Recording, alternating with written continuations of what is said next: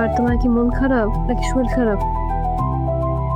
আমার শরীরও খারাপ না, মনও খারাপ না। তোমার জন্য একটা সারপ্রাইজ আছে। সারপ্রাইজ? কি সারপ্রাইজ?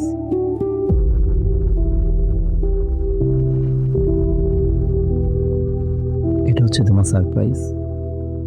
দেখো, আমি সুস্থ হয়ে গেছি, নিজের পায়ে দাঁড়ায় আছি। তুমি সত্যি দাঁড়িয়ে আছো? আমাকে চিনতে দাও তো। এই কল্পনা দেখতেছি না তো? কল্পনা না, সত্যি। তুমি তোমার ভালোবাসা দিয়ে, তোমার সেবা দিয়ে কল্পনাকে সত্যি করে দিছো। এই মিরাকেল ঘটেছে আমার জীবনে, সেটা কখনো হওয়ার কথা ছিল না, সেটা তুমি করছো। তোমার ভালোবাসা সেবায় আমার সুস্থ করে তুলছো। আল্লাহ তোমার ডাক শুনছে। আল্লাহ তাআলা এতদিন আমার ডাক শুনছে।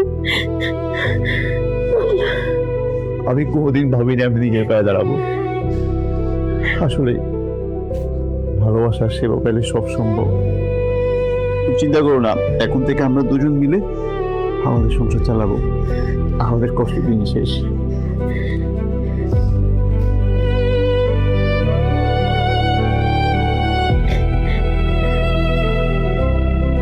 আরে বাবা, এত জানার দরকার নাই তো, যেভাবে পারো আমাকে 25,000 টাকা দিয়ে দাও। এই দাও। আসসালামু আলাইকুম ভাইয়া, আপনি বাসায় ছিলেন? আমার বাসায় আমি থাকবো না তো কে থাকবে?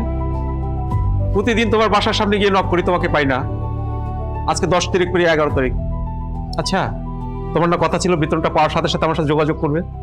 আসলে ভাইয়া পরিস্থিতিটা একটু চেঞ্জ হয়ে গেছে, আমি তো চাকরিটা ছেড়ে দিয়েছি। কি? চাকরি ছেড়ে দিছো? এই মস্করা করো আমার সাথে, মস্করা? পেটে ভাত নাই, মাথা গোজার ঠাই নাই, চাকরি ছেড়ে দিছে। আর আমার ভাড়া টাকা কি আসমান থেকে আসবে? আসমান থেকে? আসলে ভাইয়া চাকরিটা আমি ইচ্ছা করে ছাড়িনি, কিছু সমস্যা ছিল। আপনি টেনশন করবেন না, আপনার টাকার ব্যবস্থা আমি করে দিই। আরে রাখো তোমার ব্যবস্থা। এই কথা শুনতে শুনতে কান ঝালাপালা হয়ে গেছে। গত 4 মাস ধরে আমি একই কথা শুনতেছি। এই মাস শেষ হওয়ার আগেই যদি আমার টাকাটা না পাই, তাইলে তোমার দরজা আমি তালা লাগিয়ে দেবো। কথাটা মনে রেখো।